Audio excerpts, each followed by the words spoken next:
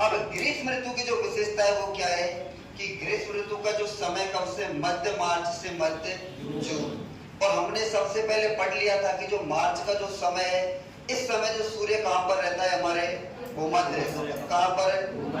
लेकिन जून के आते आते क्या होता है कि जो सूर्य वो उत्तरायण होना प्रारंभ कर देता है।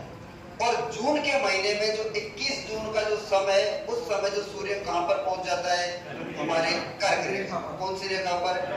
कहने का मतलब इस ऋतु में जो उत्तरी गोलार्ध है, यहाँ पर लगातार तापमान में क्या होती है, लगातार तापमान में वृद्धि हमें देखने को मिलती है।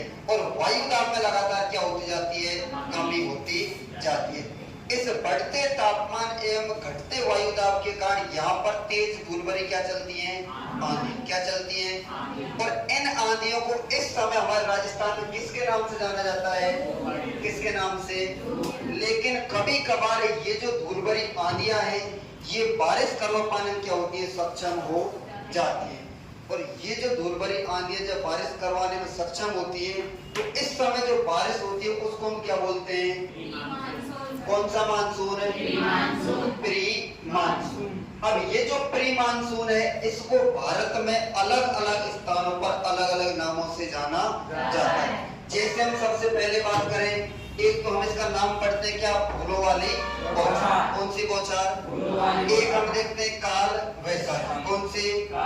जैसे देखो, फूलों की बौछार से मतलब ये है कि ये बौछार जब फूलों को खिलाने में सहायक होती है, तो उसको हम क्या बोलते हैं, फूलों वाली बौछार। इसमें सबसे पहले हम देखते हैं एक आम्र वर्षा। कौन सी वर्षा? एक हम देखते हैं कौन सी, चेरी ब्लॉसम। आम्र वर्षा का जो संबंध है वो किससे, महाराष्ट्र एवं गुजरात।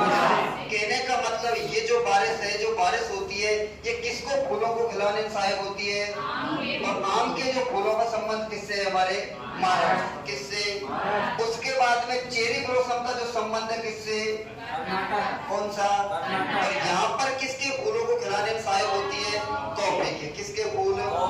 उसके बाद में जो काल वैसाखी की यदि हम बात करते हैं, तो काल वैसाखी का मतलब है कि जो वैशाख का जो महीना है, उस समय जब ये तेज धूलभरी आंधियां चलती हैं, तो इनको पूर्वी भारत में किसके नाम से जाना जाता है, काल वैसाखी। कौन सी? अब काल वैसाखी को जो असम वाला क्षेत्र है, वहां पर किसके नाम से जाना जाता है, कौन सी बौछार? और जो पश्चिम बंगाल वाला जो एरिया, वहां पर्टिकुलर किस नाम से जाना जाता है, काल वैसाखी के नाम से जाना। इसके बाद में जो अगली हमारी ऋतु कौन सी, कौन सी ऋतु? और वर्षा ऋतु के समय जो सूर्य है वो पूर्ण रूपेण कहां पहुंच जाता है,